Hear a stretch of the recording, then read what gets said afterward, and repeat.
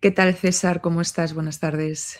Pues encantado de estar otra vez aquí. La verdad es que me hace mucha ilusión que volvamos a tener una sesión de preguntas después de que hemos interrumpido el ritmo por el exceso de trabajo. O sea, ilusionadísimo de que volvamos. Yo también, episodio número 13, César. Vamos a empezar saludando a Verónica Gunter, que nos manda cada poquitos vídeos, nos manda un super thanks. Es muy generosa con nosotros. Le mandamos un abrazo muy, muy cálido. Y le he escrito en un comentario, como sé que ve los vídeos, que me escriba un mail. Por favor, Verónica, si estás viendo este episodio, escríbeme que quiero comentarte un par de cosas. Saludamos a todos los amigos y hermanos del Gibor. Y si quieres, vamos allá, episodio 13 y empezamos fuerte, César. Vamos allá. Kark nos afirma que el mejor libro sobre Jesús de Nazaret es la saga de Caballo de Troya. Bueno, esto casi me deja sin palabras nada más empezada la sesión. La saga del Caballo de Troya es un verdadero desastre desde cualquier punto de vista. Se debe a un español que se ha dedicado a inventarse mitos sobre los ovnis, que se llama Juan José Benítez, y que además la saga del Caballo de Troya la copió en muy buena medida del libro de una secta ufológica que creen los extraterrestres, que es la secta de Urantia, y concretamente lo copió del libro de Urantia. Esto no lo digo yo, esto es algo que se sabe desde hace décadas. En España, la revista Interview, ya desaparecida, dedicó varios reportajes a mostrar cómo la serie del Caballo de Troya, sobre todo el primer libro, estaba copiada literalmente del libro de Urantia, que es el libro canónico de esta secta. Pero es que el que entonces era el director del grupo Planeta, al que pertenecía la editorial donde publicaba Juan José Benítez, tuvo que reconocer que Juanjo Benítez copiaba, aunque ellos sabían que copiaba, pero no sabían exactamente de dónde. Por lo tanto, esa es una serie de novelas. Literariamente a mí me parecen muy malas. Sinceramente, si estamos hablando solo en términos literarios, novelísticos, me parecen de un nivel absolutamente ínfimo, de un nivel bajísimo. Pero podría tener un contenido espiritual con cierta base, ¿no? O podría ser al revés, estar muy bien escritas y no tener ninguna base. En este caso son muy malas como obras de creación y al mismo tiempo no tienen la menor base histórica. Insisto en ello, están simplemente tomadas de manera masiva del libro de Urantia, que es el libro canónico de una secta ufológica que se llama la Sociedad de Urantia. De modo que tenemos que decir a nuestro amable seguidor que lamentablemente está muy equivocado. Es decir, eso no es un libro sobre Jesús, es una serie de novelas de ciencia ficción muy malas y además inspiradas en el libro de una secta ufológica. Claudio Pascual nos dice, Maestro César, por favor explique el sentido de la oración.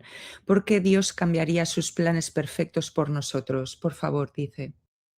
Bueno, en primer lugar, lo que tengo que pedir es que no me llamen maestro. O sea, esto es algo, yo sé que la gente parece que necesita colocar un título a algunas personas, pero yo creo que la enseñanza de Jesús en ese sentido es muy claro, que no se llame a nadie maestro, que no se llame a nadie padre.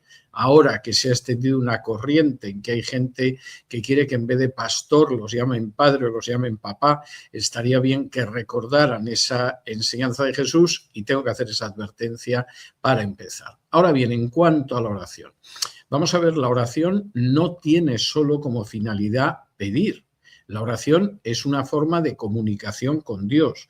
La oración sirve para dar gracias. La oración sirve para abrirle nuestro corazón a Dios. La oración sirve para alabar y glorificar a Dios. Es decir, la oración tiene multitud de funciones de las cuales pedir no es la única. Yo sé que lamentablemente hay gente que en su vida vive ese refrán español que dice que de Santa Bárbara solo nos acordamos cuando truena. Y es verdad que hay muchas personas que solo se acuerdan de Dios cuando pasan por dificultades, pero la oración es algo muchísimo, muchísimo más rico que el hecho de pedir algo a Dios. Y no hay nada más que recordar la oración de Jesús, el Padre Nuestro, para darse cuenta de eso.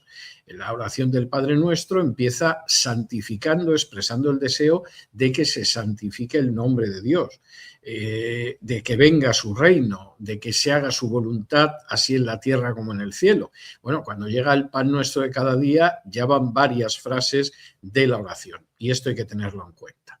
Siguiente cuestión, si efectivamente Dios ha decidido las cosas, si efectivamente Dios ya sabe lo que va a hacer, ¿de qué sirven nuestras oraciones? Pues hombre, sirven de mucho. Sirven de mucho porque en ocasiones en esas oraciones nos identificamos con los propósitos de Dios. En esas oraciones es verdad que podemos pedir algo a Dios, pero aceptamos humilde y filialmente que Dios haga cuál es su voluntad y no cuál es nuestra voluntad, lo que es nuestra voluntad. Y en cualquiera de los casos, el hecho de que nosotros pidamos no deja de tener un sentido, aunque Dios lo tenga decidido o aunque haya decidido no respondernos. Tenemos esa comunicación con Dios, a veces Dios nos prueba, a veces Dios nos muestra que efectivamente nos concede las cosas. De manera que claro que la oración tiene mucho sentido, que va mucho más allá de pedir, pero que incluso cuando se refiere a pedir algo también tiene mucho sentido. Kevin Cubero nos pregunta, entre los teólogos liberales o que defienden las ciencias bíblicas, se plantea que la Tierra no pudo ser creada literalmente como lo dice el Génesis y que el diluvio no pasó universalmente porque no hay evidencia, o que, por ejemplo, la datación de algunos huesos de dinosaurios es más antiguo. ¿Qué autores nos recomienda leer o qué respuesta podemos dar a esas objeciones a los que leemos Génesis como libro histórico? Muchas gracias. Bueno, hay varias respuestas que hay que dar aquí, ¿no? En primer lugar, para aquella gente que quiera ampliar lo que es el estudio del libro del Génesis, yo les recomiendo que se matriculen en la asignatura de Pentateuco 1, Génesis, en los cursos de Teshuvá y tienen varias horas mostrando la conexión entre lo que es el relato de la Biblia y lo que es el relato, si se puede llamar, histórico o científico. Para aquellas personas que quieran empezar a seguirlo ya y que no se quieran matricular en el curso de Teshuvá, en este mismo canal del Gibor pueden empezar a seguir los estudios del Génesis que yo estoy impartiendo ahora los domingos por la mañana en la iglesia de Bellevue, en Virginia, y en principio pues hemos llegado a algo más del capítulo 30 de Génesis, pero desde luego los primeros capítulos se han cubierto en varias horas. Esa sería la segunda cuestión. Tercera cuestión, sobre algunos de los episodios que relata. Vamos a ver, el relato que contiene la Biblia en principio no lo puede ni negar ni afirmar nadie porque no da detalles sobre la creación de la tierra. Se limita a decir que en el principio creó Dios los cielos y la tierra, que existía una situación caótica en la tierra y que esa situación acabó derivando en una situación ordenada. No hay quien pueda discutir eso en estos momentos, ni desde la astronomía, ni desde la geología, ni desde otras ciencias, porque efectivamente la Tierra apareció en un momento determinado, la situación del planeta era una situación caótica y esa situación caótica finalmente acabó derivando en una situación de orden, lo cual corresponde, por supuesto, de manera, si se quiere, que se puede ampliar, que se puede desarrollar, etcétera, con lo que sería el mensaje del Génesis. En relación con el diluvio, yo creo que hay multitud de razones para pensar que efectivamente el diluvio fue un fenómeno universal Y de hecho, incluso autores que no son ni mucho menos cristianos ni se aferran a la Biblia suelen insistir en que el diluvio recuerda muchísimo a lo que conocemos como la última glaciación. Algunos diríamos que la última glaciación en realidad es un resultado de ese diluvio, pero en cualquier caso el carácter universal del diluvio es obvio. Y de hecho yo diría que hay dos razones fundamentales para creerlo. La primera, que el diluvio aparece en todas las culturas, tanto los pueblos de primitivos actuales en Oceanía, como pueden ser los nativos americanos, como pueden ser los pueblos asiáticos, europeos, africanos. Todos ellos tienen un relato del diluvio, que podrá diferenciarse en algunos detalles, pero el relato de ese diluvio universal aparece en todos. Eso es francamente imposible de creer que se refiera a diluvios parciales o un diluvio parcial que se pudo producir en un momento determinado en Mesopotamia. La realidad es que la idea del diluvio es universal y no se puede explicar salvo que hablemos de un diluvio de carácter universal. Aparte de eso, yo creo que hay huellas del diluvio en todo el planeta. Recomiendo en ese sentido un libro, que es el libro de Morris, del diluvio del Génesis. Es un libro realmente muy interesante desde una perspectiva geológica, zoológica. Es enormemente interesante en cuanto a los restos del diluvio. Es un libro que en su día publicó la editorial CLIE. Luego la editorial CLIE desgraciadamente ha ido tomando derroteros más cercanos al liberalismo teológico, incluso ha publicado algún libro en defensa de la homosexualidad, lo que es lamentabilísimo, pero en la época en que todavía era una editorial seria, entre los libros serios que publicó estaba el del diluvio del Génesis, que luego se han negado totalmente a volver a publicar. Ellos sabrán por qué. Y yo creo que es uno de los muchos libros en ese sentido claro. La misma editorial CLIE, en la época en que era una editorial seria, estamos hablando de más de 40 años atrás, casi 50, publicó también una serie de libros escritos por científicos norteamericanos en relación con el registro fósil, en relación con la paleontología, etcétera, etcétera, etcétera, que a mí me parece que eran libros extraordinariamente interesantes para analizar este tema. Y por último, una última referencia que a mí me parece importante. La próxima asignatura de Teshuvá, que se enseñará a finales de este mes, es una asignatura dedicada a la antropología bíblica. Van a ser los días 25, 26 y 27 de junio.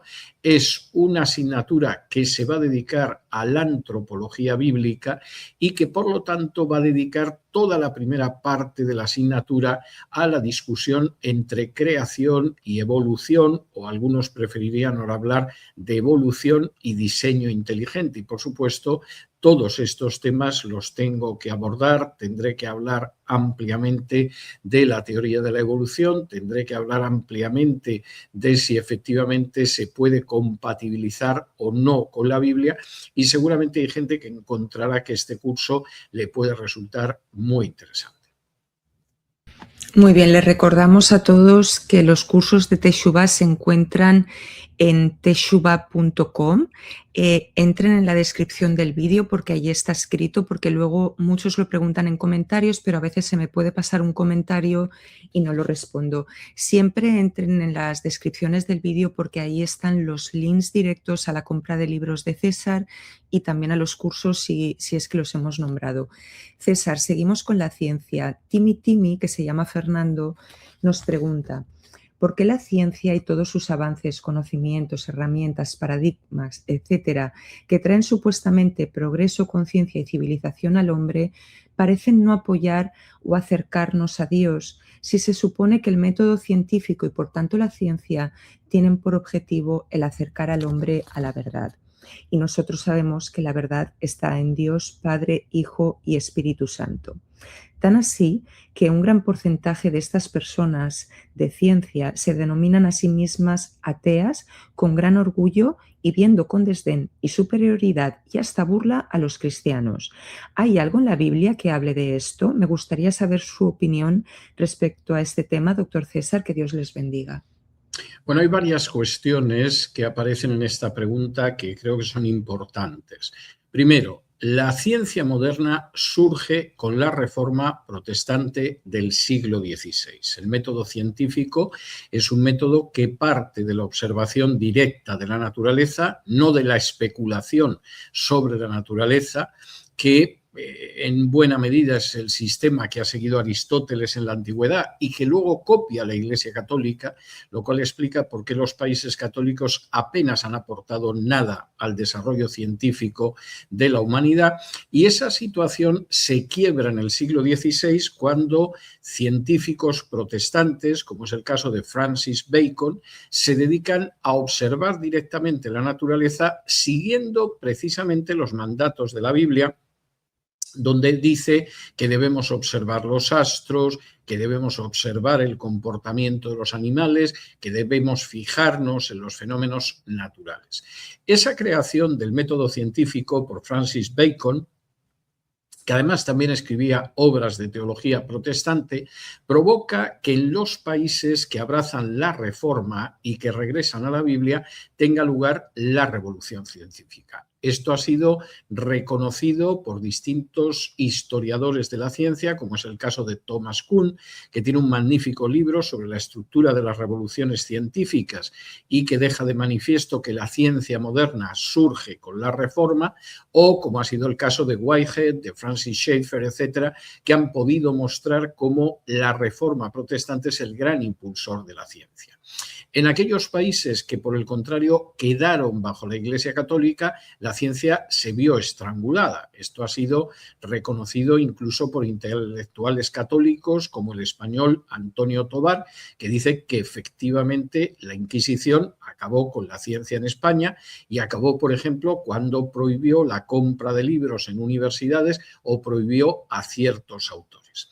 Eso hace que los grandes científicos hasta el siglo XX sean científicos mayoritariamente protestantes. Ahí está Dalton, ahí está Euler, ahí está Newton, posiblemente el mayor científico de la historia, y una larguísima carrera de científicos a los que debemos todavía hoy en día, pues por ejemplo, lo que es Internet, lo que es la telefonía móvil y tantos inventos que se nos han convertido en normales y cuyas raíces y antecedentes desconocemos. Hay incluso un estudio de un investigador sobre los premios Nobel de Ciencias hasta finales del siglo pasado que dejaba de manifiesto que la inmensa mayoría de los premios Nobel que habían en ciencias, no hablamos de literatura o de la paz, sino de ciencias, eran premios Nobel que eran protestantes y judíos, pero judíos educados en países protestantes. Los católicos, los indios, los budistas son un número casi despreciable, un número mínimo dentro de esos premios Nobel de Ciencias. Y eso explica por qué esos premios Nobel de Ciencias además se han concentrado en el norte, en ese norte protestante y, por ejemplo, pues dentro de la cultura hispánica hay premios Nobel de literatura que son muy notables, pero prácticamente los premios Nobel científicos son algo rarísimo, verdaderamente rarísimo. En el caso de España solo hay dos, uno fue Ramón y Cajal de Medicina, que además lo compartió con un italiano, y el otro fue Severo Ochoa, pero en la época en que Severo Ochoa ya era ciudadano americano y vivía en los Estados Unidos. El resto de los países pues están ayunos en términos generales de esos premios Nobel. Partiendo de ese origen protestante de la revolución científica y del peso enorme dentro del listado de premios Nobel de Ciencias, la pregunta es, bueno, ¿por qué realmente los científicos no se acercan a Dios? Bueno, yo creo que hay que tener una idea bastante clara de lo que es la ciencia. Es decir, la ciencia no puede pretender ir más allá de los límites de esa disciplina, de la misma manera que la arquitectura o la gastronomía no pueden pretender ir más allá de los límites de la arquitectura o de la gastronomía. Un arquitecto puede construir magníficos edificios, incluso con fines sociales, con una belleza artística tremenda, pero eso no necesariamente acerca a la persona más a Dios. Puede que sí, pero evidentemente la arquitectura no está directamente relacionada con llevar a una persona a Dios. Un cocinero puede ser un magnífico cocinero, puede cocinar maravillosamente, habrá gente que dará gracias a Dios por lo ricos que son sus platos, pero evidentemente la gastronomía no acerca a la gente de por sí más a Dios. Y lo mismo pasa con la ciencia, es decir, la ciencia intenta establecer criterios de verdad científica, pero obviamente esos criterios de verdad científica son limitados en su ámbito, a veces mucho más limitados de lo que la gente se cree y evidentemente pues no tienen por qué acercar a Dios, a pesar de que el número de científicos creyentes es muchísimo mayor de lo que la gente suele pensar. Dice Teresa Rodríguez Laguna, ¿dónde están los cristianos valientes que prediquen la paz, que enseñen la doctrina de Cristo sobre no hacer violencia? Bienaventurados los mansos, bienaventurados los pacificadores, serán llamados hijos de Dios y heredarán la tierra. Esto está en Mateo 5. Nos cita unos cuantos versículos que hablan acerca de esto y dice, ¿dónde están los llamados pastores que alzan la voz contra guerras y violencias y enseñen sobre el mandamiento de Cristo de amar a los enemigos y no devolver el mal por mal? He comentado en muchos supuestos portales cristianos sobre el tema del pacifismo cristiano, de la no licitud de la participación de los cristianos en guerras. Nunca hasta ahora he recibido respuesta alguna a mis comentarios. No puedo creer que nadie los haya leído. ¿Qué indica este silencio? ¿Cobardía? Bueno, yo creo que cobardía, en muchos casos ignorancia, en muchos casos desconocimiento de la Escritura. Yo creo que el propio Jesús es clarísimo en su enseñanza. En Juan 18:36, cuando él comparece ante Pilato, le dice: mi reino no es de este mundo, porque si mi reino fuera de este mundo, mis seguidores habrían combatido para evitar que yo cayera en tus manos, pero mi reino no es de este mundo. Y aquí Jesús, desde luego, introduce dos elementos que lamentablemente se han despreciado muchísimo a lo largo de siglos de historia del cristianismo. El primero, que el reino de Cristo no es un reino de este mundo. El segundo, que sus seguidores no combaten, a diferencia de aquellos que forman parte de otros reinos. ¿Por qué se ha visto sustituido esto? Pues desde el siglo IV, no antes del siglo IV, durante los 3 primeros siglos de historia del cristianismo, los cristianos se negaron a formar parte de los ejércitos. En no pocas ocasiones esa negación les costó la vida. Hay muchos mártires que fueron mártires por ser objetores de conciencia, por negarse a formar parte de los ejércitos de la época. Los cristianos mantuvieron una postura clarísima en ese sentido. Eso se quiebra cuando en el siglo IV finalmente Constantino decide utilizar al cristianismo como una argamasa, como un cemento para poder mantener en pie el Imperio Romano, y desgraciadamente el cristianismo se deja comprar, sobre todo en las personas de los obispos, para que el emperador convierta al cristianismo pues en ese cemento imperial, lo que implica primero una enorme paganización del cristianismo, que acepta multitud de elementos paganos para que puedan entrar en su seno con más facilidad los paganos, y que acepta también la idea de un Estado que puede ser cristiano. Esto es algo absolutamente contrario a las enseñanzas de Jesús, aunque durante la Edad Media no lo discuta nadie, luego haya habido gente que lo han seguido defendiendo. Y además acepta que exista un ejército cristiano en el que pueden combatir y matar los cristianos. Insisto, a mí esto me parece una vergüenza histórica. Creo que es uno de los pecados de la historia del cristianismo, de los que hay que arrepentirse y volverse atrás, como ha sucedido, por ejemplo, con la práctica de la esclavitud en alguna época de la historia. Y al mismo tiempo creo que en la historia del cristianismo siempre ha habido gente aferrada a la Biblia que, por supuesto, se ha negado a formar parte de los ejércitos en obediencia a la enseñanza más que clara de Jesús. Así fue en los 3 primeros siglos, después ha sido así en otros movimientos que regresaron a la Biblia, como fueron los valdenses o los lollardos, o como como fueron los hermanos checos durante la Edad Media, sucedió después con los anabautistas durante el periodo de la Reforma, sucedió en el siglo XVII con los cuáqueros y podemos así llegar hasta el siglo XXI. Y por mi parte, yo tengo que decir que una de las cuestiones que yo tuve muy claras, incluso antes de mi conversión, es que efectivamente un cristiano no se puede entrenar para matar, no puede aceptar estar encuadrado en una organización cuya finalidad es matar, aunque eso lo disfrace de otras maneras, y por supuesto no puede tampoco dar muerte a nadie. Esto me pareció muy claro. Cosa que cuando yo llegué a esa conclusión por la lectura de la Biblia no era nada fácil. España entonces estaba bajo una dictadura militar o bajo un dictador que además era el generalísimo de los ejércitos. El hecho de negarse a realizar el servicio militar se castigaba con varios años de cárcel y yo pasé mi adolescencia en la convicción de que en el momento en el que me llamaran para incorporarme al ejército me iba a negar y, por supuesto, eso significaría que estaría una serie de años de mi juventud en una prisión militar. Finalmente, yo me vi libre de eso, lo he contado en alguna ocasión, porque el general Franco murió el 20 de noviembre de 1975.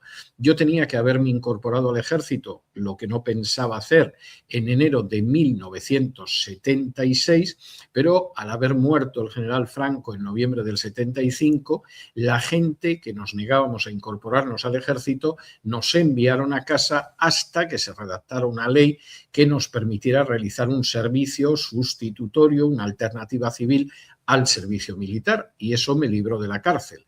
Si Franco hubiera muerto, por ejemplo, en mayo de 1976, pues a mí la muerte del general Franco me hubiera sorprendido en una prisión militar porque yo no estaba dispuesto, bajo ningún concepto, a desobedecer los mandatos de Jesús relacionados con la violencia.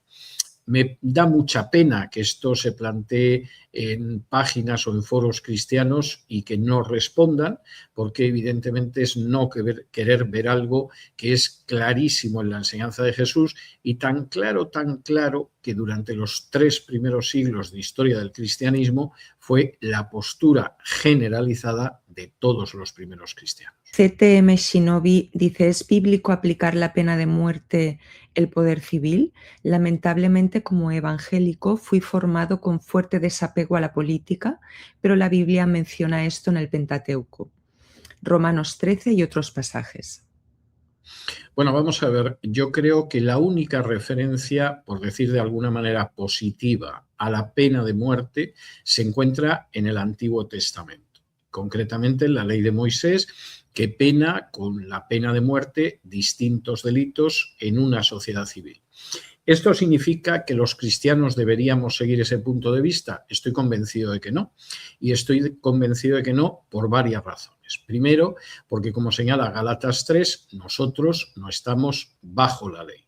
Si efectivamente creemos que es lícito aplicar la pena de muerte, pues evidentemente también tendríamos que considerar, como enseña la ley de Moisés, que es lícita la poligamia. Y no creo que nadie piense que la poligamia es lícita, por ejemplo, o que habría que apedrear al hijo que es desobediente a los padres. Y si fuera así, me temo que iba a haber un despoblamiento verdaderamente generalizado en los tiempos que corren. O que, por ejemplo, hay que apedrear también al que quebrante el sábado. Es decir, la ley no rige para los cristianos.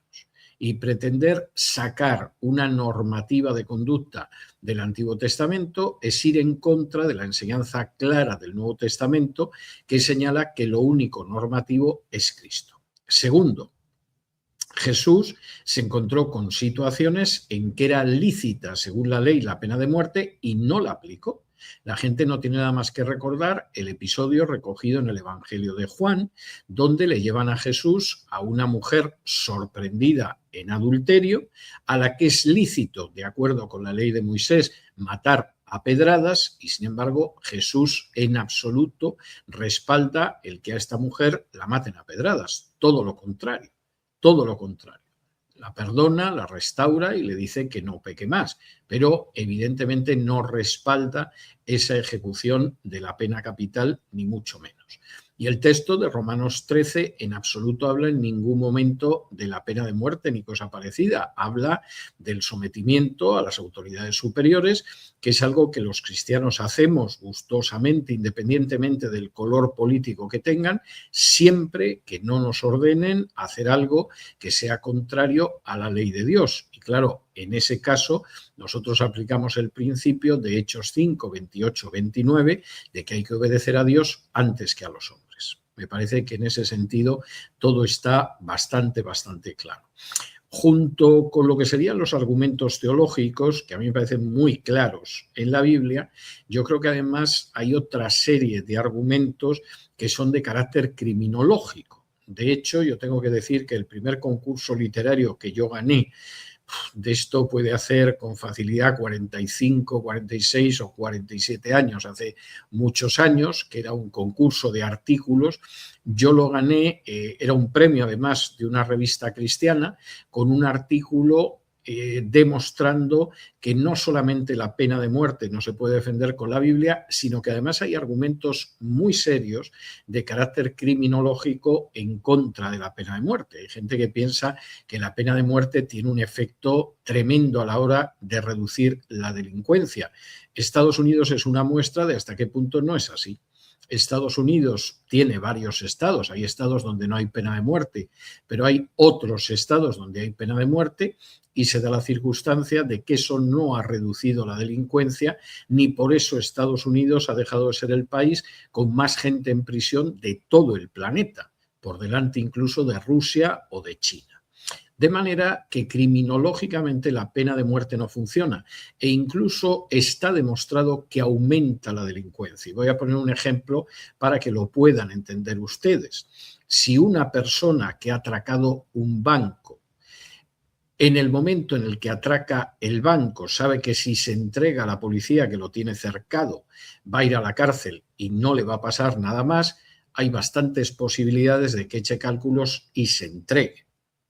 Si sabe que lo que le espera, porque quizá ha habido un delito de sangre, es que lo van a condenar a pena de muerte, va a salir disparando por todas partes. Seguramente va a dar muerte a rehenes y a cualquier policía que se le ponga por delante. Y esto es algo más que demostrado en multitud de casos. El deseo de evitar la pena de muerte lleva muchas veces al delincuente a causar la muerte de personas inocentes. Sin hablar, por ejemplo, de que la pena de muerte es un error judicial que ya no se puede corregir y desgraciadamente claro que ha habido errores judiciales en que se ha condenado a un inocente y después de que lo ejecutaban ya de nada servía el hecho de que se descubriera quién era el verdadero culpable. Y en ese sentido, insisto, los argumentos en contra de la pena de muerte no son solo argumentos bíblicos. Los cristianos eran totalmente contrarios en los 3 primeros siglos a las ejecuciones y a la pena de muerte, sino también argumentos muy serios de carácter jurídico y criminológico que me consta que la gente en muchos casos ignora y además, sobre todo en casos de crímenes horribles, pues es muy fácil manipular a la gente en ese sentido. César, he reagrupado algunas preguntas porque hay varios amigos que quieren saber acerca del regreso al nuevo modelo al modelo del Nuevo Testamento en las congregaciones y les gustaría ejemplos que ayuden a comprender. Antonio Costa de Cañada y Raiz Pilote son unos de ellos. Preguntan, ¿cómo sería posible hacer iglesia en casa con la familia y amigos y vivir la vida en comunidad como lo hacían los primeros cristianos? Estoy releyendo Hechos y me llama mucho la atención. No sé si es algo descriptivo o normativo, porque en ese momento no había iglesias. De hecho, tras la destrucción del templo, no edificaron nada hasta finales del siglo III. Una reflexión que traigo y algo que percibo es que las personas cuando les hablas de Jesús generalmente quieren conocerle más. Sin embargo, no están dispuestas a acudir a una iglesia de la denominación que sea. Ojalá hubiera más iglesias como la vuestra por el mundo. Amén. Bueno, vamos a ver, yo creo que el modelo eclesial que existe hoy en día en todo el mundo de manera muy mayoritaria, es un modelo en quiebra. Es un modelo que ha entrado en quiebra, que ha entrado en decadencia, que esa decadencia va a ser creciente y que deberíamos estar preparados para el momento en el que quiebre del todo. ¿A qué me refiero con ese modelo? Bueno, pues en primer lugar me refiero a una iglesia que sale muy cara, y sale muy cara pues fundamentalmente porque tiene todo un personal asalariado. La iglesia en realidad es un negocio, no digo esto en un mal sentido necesariamente, pero sí que es un negocio donde al frente hay un pastor asalariado y luego hay una serie de asalariados que son el staff de la iglesia, en muchas ocasiones la gente que se ocupa de la alabanza, gente que tiene otro tipo de ministerios, y todo eso genera unos enormes gastos. Además, la propia iglesia, en muchas ocasiones también, en vez de ser un lugar sencillo donde reunirse, es un lugar donde hay que tener espacio para un grupo musical con una amplitud de instrumentos, con una serie de personajes que efectivamente han ido colocando la alabanza en un lugar, yo creo que sobredimensionado sobre lo que debería de ser en la Biblia.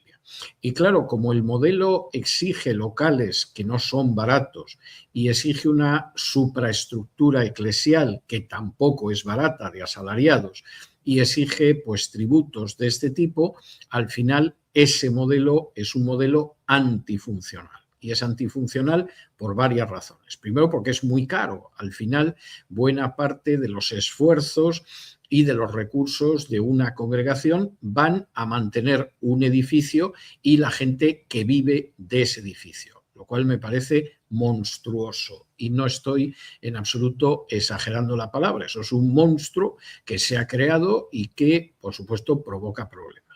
En segundo lugar, se da la circunstancia de que para mantener al monstruo, el pastor, que además deriva su salario del monstruo, está muy dispuesto a rebajar el nivel de la enseñanza dentro de la iglesia.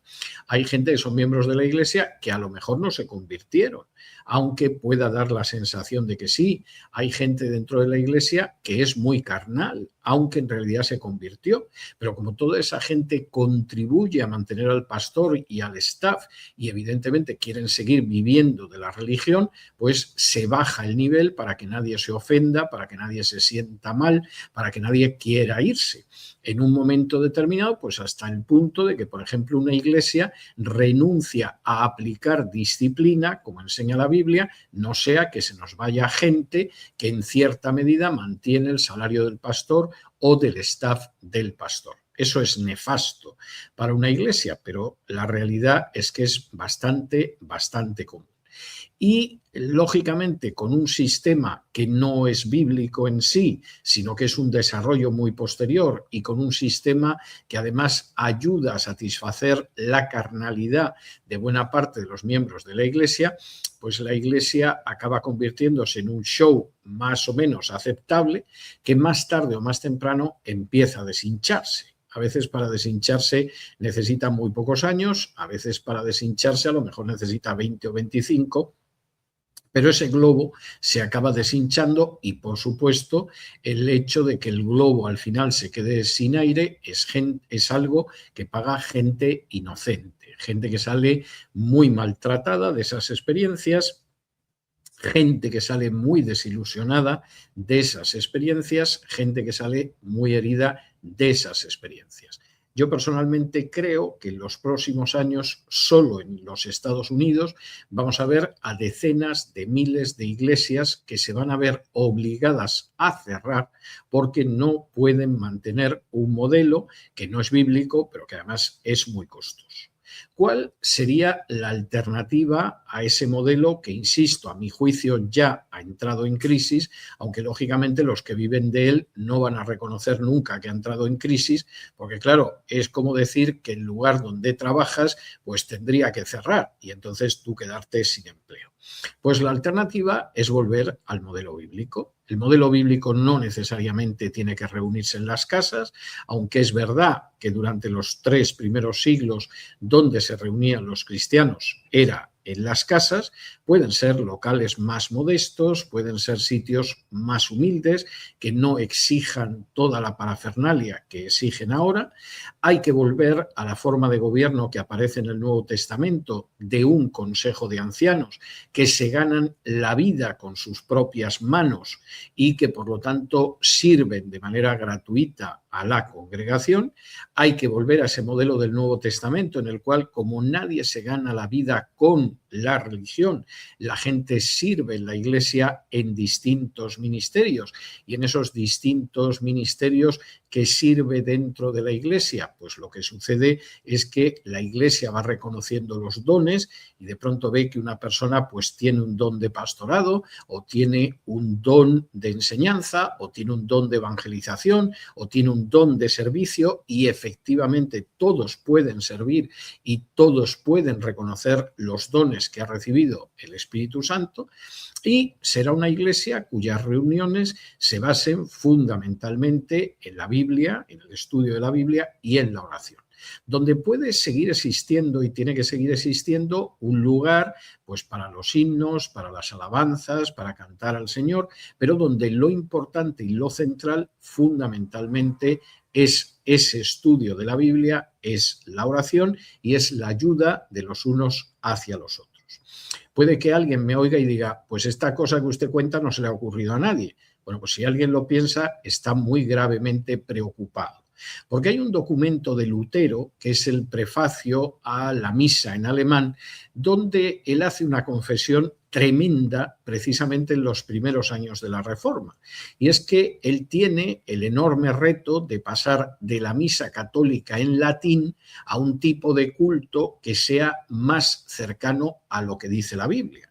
Y entonces él dice, bueno, vamos a conservar la misa en latín para gente culta, para estudiantes, porque el latín era más que el inglés es hoy en día, y entonces eso permite que incluso gente que viaje y que sea de otro país y que tenga otra lengua se entienda en la misa en latín. Vamos a intentar conservarla. Luego vamos a tener una reunión, una misa que sea en alemán, es decir, en la lengua que pueda entender el pueblo, que no sabe latín, y que eso le edificará. Y a continuación dice, pero la forma más perfecta sería regresar al modelo del Nuevo Testamento. Y ese modelo del Nuevo Testamento es un culto sencillo donde se ora, donde se predica la palabra, donde se administra la cena del Señor o el bautismo cuando tiene que darse, y donde además incluso existe una bolsa para ayudar a la gente necesitada. Es decir, Lutero tenía muy claro cuál era el modelo bíblico y cuáles eran los modelos para de alguna manera, bueno, pues pactar, transigir con el orden existente. Y cuando llega a ese tercer modelo dice, y yo lo haría ya, pero es que no encuentro gente que esté interesada en ello. Y este es uno de los grandes problemas a lo largo de la historia y va a ser uno de los grandes problemas en el futuro. Las iglesias van a estar dispuestas a volver al modelo del Nuevo Testamento, con lo que eso implica de sencillez, de ministerio no asalariado, de gente que colabora toda ella por amor a Dios y amor al prójimo, o por el contrario, la gente va a querer aferrarse a un modelo que ha podido funcionar más o menos, pero que cada vez va a ser más difícil de sostener porque no es funcional, porque en el momento en el que la Iglesia supera un cierto número de personas, nadie se conoce, porque nadie se puede ayudar, porque aquello se parece más a un cine o un teatro que realmente a una congregación. Pues esa es la gran pregunta del futuro. Yo, personalmente, creo que las congregaciones que aparezcan y que se adapten al modelo del Nuevo Testamento sobrevivirán. Y por el contrario, aquellas congregaciones que pretendan mantener un modelo que ya ha entrado en crisis y que es obsoleto, y que pretendan además establecerse de esa manera, irán extinguiéndose y seguramente lo van a hacer de una manera mucho más rápida de lo que podemos imaginar. César, imagínate que hay un grupo de personas que puede ser de 10, pero quizás a lo mejor de 3, no se están congregando, escuchan lo que estás diciendo y eso está resonando muchísimo en sus corazones, pero no saben cómo aplicarlo. Quieren hacerlo, quieren congregarse en casa, pero a lo mejor ninguno siente que tiene el don de la enseñanza o quizá el conocimiento suficiente como para hacerlo. ¿Y cómo les aconsejarías que fuera, digamos, la aplicación de llevarla a cabo? Bueno, vamos a ver, lo ideal es que encuentres una iglesia local. Eso es lo ideal. Evidentemente, ninguna iglesia local es perfecta, ni mucho menos, pero lo ideal es que encuentren una iglesia local. Ahora, vamos a suponer que efectivamente estas personas viven en una localidad en cualquier parte del mundo. Hay 3 o 4 iglesias y las 3 o 4 iglesias les horrorizan. Es decir, en una iglesia no hacen nada más que pedir dinero, en otra iglesia la gente parece enloquecida, en ninguna de esas iglesias hay una enseñanza sólida y consistente de la Biblia. Bueno, hay predicaciones más o menos de autoayuda, de animar, de ver cómo sacamos dinero a la gente, pero no hay una enseñanza de la Biblia. Bueno, pues en un caso así, desde luego lo ideal sería congregarse los unos con los otros. ¿Cómo se podría empezar a hacer esto? Bueno, yo dedicaría una reunión a mitad de semana o el viernes de la semana para orar y para estudiar la Biblia. Es decir, para que la gente se reúna, oren los unos por los otros y empiecen a estudiar la Biblia por algún texto muy sencillito, como puede ser, por ejemplo, el Evangelio de Marcos. Y efectivamente, entre todos comenten esa porción del Evangelio, vayan dando pasito a pasito con el Evangelio de la manera más sencilla y al mismo tiempo, pues oren los unos por los otros. Para los domingos, lo que yo haría sería algo parecido, pero buscando algo que pueda ser más sustancioso a efectos de enseñanza. Yo volvería a tener una reunión en la que la gente se reuniera para orar, se reuniera para alabar a Dios, se reuniera para tener el partimiento del pan, la cena del Señor, y en la cual hubiera una predicación sencilla que realmente, si alguien puede poco a poco empezar a preparar textos sencillos a partir de los evangelios o de los salmos, en el caso de la reunión de oración, el evangelio el domingo, es algo con lo que se puede ir empezando a levantar el vuelo durante los primeros meses. También tienen otra posibilidad para el domingo y es, por ejemplo, ir utilizando las predicaciones, los estudios bíblicos que colgamos en el Gibor de distintos libros de la Biblia, que ya van bastantes. Hemos tenido Tesalonicenses, hemos tenido Corintios, hemos tenido en buena medida Marcos, hemos tenido el Evangelio de Juan, hemos tenido las cartas de Juan, el Cantar de los Cantares, Eclesiastés, ahora mismo Génesis, estamos acabando Hebreos.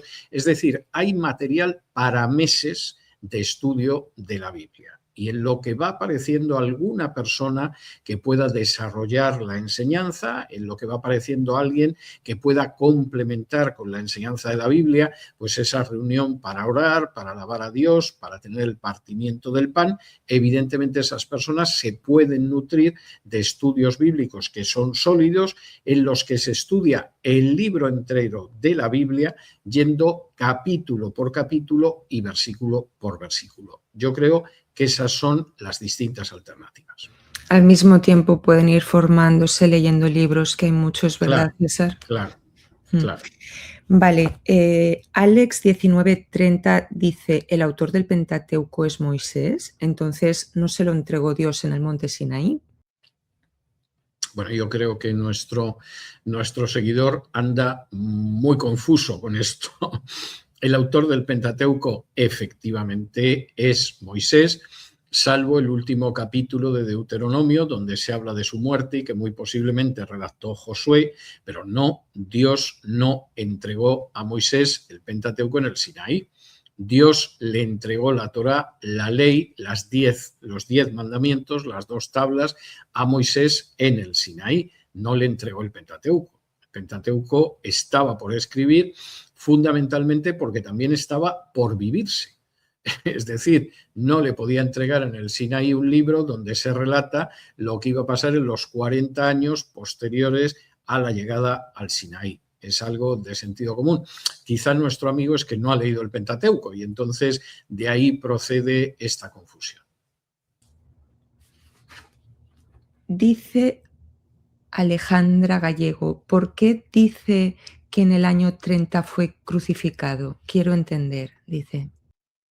Bueno, pues muy sencillo, porque es exactamente igual que por qué digo que en 1492 Cristóbal Colón, a bordo de 3 carabelas, la Santa María, la Pinta y la Niña, descubrió América, porque está establecido que en 1492 es el año en que Cristóbal Colón llegó a las Indias, que luego serían conocidas como América, o como puedo decir que el 14 de julio de 1789 estalló la Revolución Francesa con la toma de la Bastilla, porque esa es la fecha. Y como puedo decir, pues que en 1914 comenzó la Primera Guerra Mundial. Jesús murió en el año 30 y esto se deduce de distintas fuentes. No solamente de la época en que Caifás era sumo sacerdote y al mismo tiempo gobernador romano era Poncio Pilato, no solamente de la historia secular, que efectivamente marca la fecha y uno puede ver que es el año 30, precisamente en Nisán, en el mes de Nisán del año 30, sino porque además la propia Biblia lo señala. La profecía de las 70 semanas, que algunos, de la manera más disparatada y más desconectada, no solo con la Biblia, sino con la interpretación de la Biblia de 19 siglos, pretenden que ya se han cumplido 69 y hay unas 70 que se va a cumplir en el futuro. No, esto es un disparate. La semana 69 concluye con la aparición de Jesús, tal y como aparece precisamente, por ejemplo, en el Evangelio de Lucas, muy claramente enclavada en su cuadro temporal, en su cuadro cronológico. Y a mitad de la semana 70, el Mesías es asesinado, como dice claramente la profecía de las 70 semanas. A mitad de la semana 70, ¿qué año fue? El año 30. Con lo cual resulta que coincide tanto la profecía de la Biblia ya cumplida de las 70 semanas, como coincide también todo lo que es la cronología judía, lo que es la cronología secular, clásica, en el hecho de que Jesús murió en el año 30. Esa es una fecha que no tiene discusión. Y por cierto, lo confirma incluso, aunque de manera indirecta, el Talmud. ¿Por qué? Pues porque el Talmud relata que 40 años antes de la destrucción del templo, el velo del templo se rasgó. Ese es un dato que nos dan los evangelios en conexión con la muerte de Jesús. Cuando Jesús consuma su sacrificio en la cruz, el velo del templo se rasga, año 30. ¿Qué dice el Talmud de cuándo se rasgó el velo del templo, aunque evite hablar de Jesús? Que fue 40 años antes de la destrucción del templo. ¿Cuándo fue la destrucción del templo? En el año 70 después de Cristo.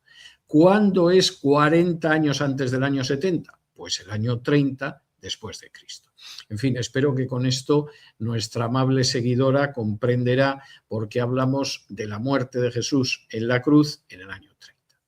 Muy bien. Julio Fristioni, perdón, que a veces me cuesta leer los nicks, dice: gracias a Dios por la vida del pastor Vidal, oro porque Dios le dé muchos años de vida. Gracias, Julio, te doy las gracias por esas oraciones. Dice: tengo una pregunta, ¿todos los que creemos en Cristo tenemos el llamado de evangelizar, o hay algunos que tienen ese llamado desde antes de que nacieran? Y es que alcanzo a percibir que unos tienen un llamado en el que la fe arde en su corazón, otros por sanidad y tienen compasión por los enfermos, pero percibo, no sé si esté bien, que los apóstoles eran evangelistas desde antes de que nacieran. La carga de los evangelistas me parece que es mucha, perdón si no me di a entender. Bueno, vamos a ver. Todos los creyentes, independientemente de que tengan el don de evangelista o no lo tengan, la mayoría no lo tienen, están llamados a predicar el evangelio. Quizá no en una campaña de evangelización, en un púlpito, donde sea, pero todos nosotros estamos llamados a predicar el evangelio a aquella gente que no conoce a Jesús. A veces esa predicación del evangelio se hace en torno a una taza de café, a veces se hace en la sala de un hospital, a veces se hace en el aula de una escuela, pero todos estamos llamados a predicar ese evangelio, a compartir ese evangelio, a transmitir ese evangelio. Ahora bien, aunque todos estamos llamados a ese compartir el evangelio, no cabe la menor duda de que al mismo tiempo hay gente que tiene el don de evangelización. Igual que hay gente que tiene el don de pastor o el don de servicio o el don de enseñanza. Y evidentemente en esa persona se da de una manera mucho más clara el compartir el evangelio con otros. Es más, el verdadero evangelista no es esa persona que organiza campañas, recoge decisiones y bueno, se piensa que ha predicado el evangelio. El evangelista en la Biblia es aquella persona que va fundando, creando, levantando iglesias. No solamente predica, sino que además levanta iglesias. Y un caso de persona que tenía ese don de manera sobresaliente, pues lo podemos ver en Pablo. Es decir, Pablo era una persona que es verdad que llegaba a algunos sitios, lo apedreaban y no podía seguir, pero también es verdad que llegaba a muchos sitios y de ese trabajo de evangelización siempre quedaba una congregación. Más pequeña, más grande, con posibilidades de seguir avanzando, con posibilidades de desarrollo. A veces parece que es relativamente extensa, otras veces pues muy pequeñita, pero siempre lo que quedaba era una congregación. Yo personalmente no me atrevería a denominar como evangelista a alguien que no va edificando iglesias, que no va levantando iglesias, sino que llega a un sitio, lanza el speech, recoge una serie de decisiones supuestamente por Jesús y se va a otro lado, porque eso no es lo que aparece en la Biblia. En la Biblia el evangelista siempre se queda en el lugar hasta donde le dejan, porque a veces intentan matarlo y su misión no es recoger decisiones, su misión es ir levantando nuevas congregaciones.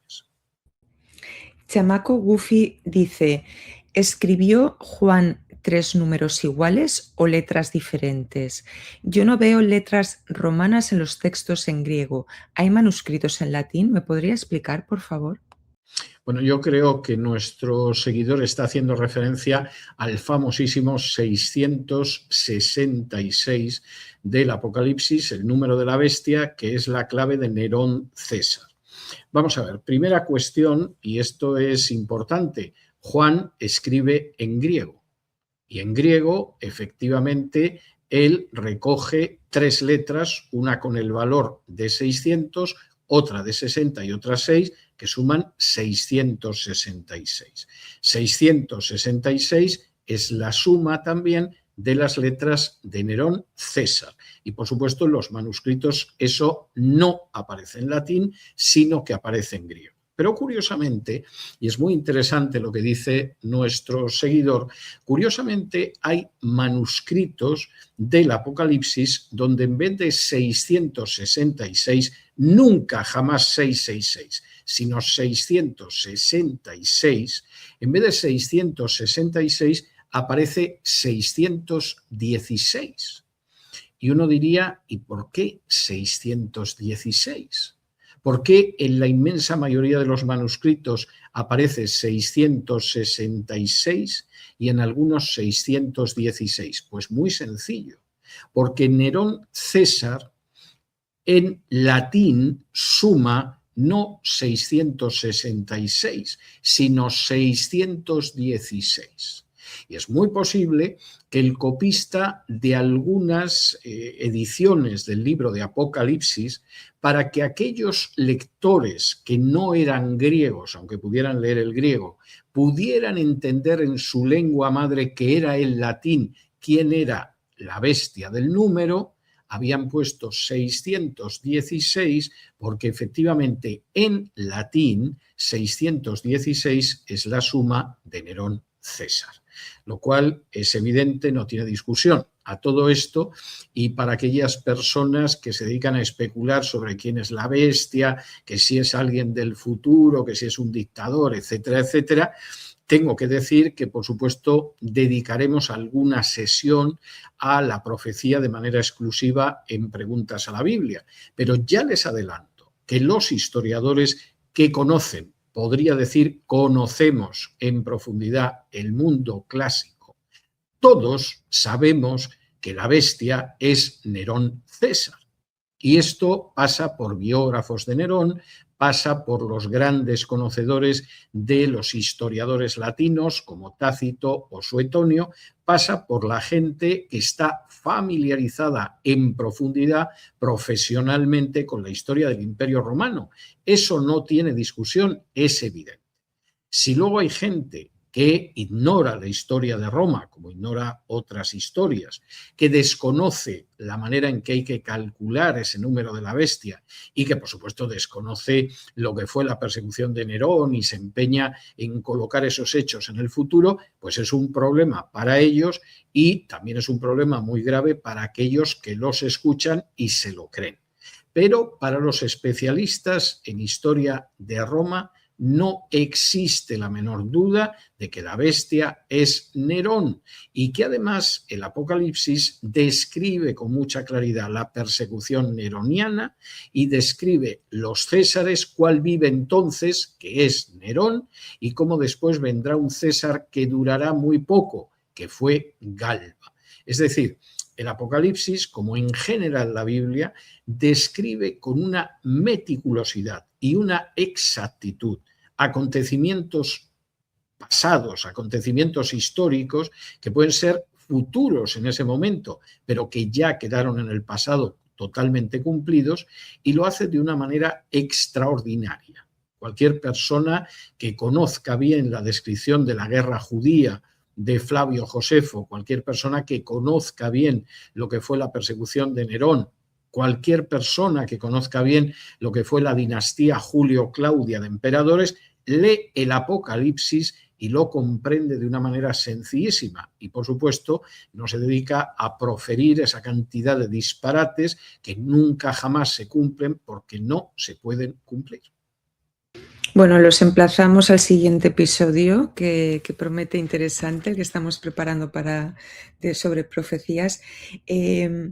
Chamaco Gufi nos dice: discrepo bastante en la creencia de que los padres fundadores eran todos cristianos, cuando hay documentos que enseñan que la mayoría eran desistas, masones la mayoría, y algunos rosacruces como Benjamín. Será Benjamin Franklin, supongo.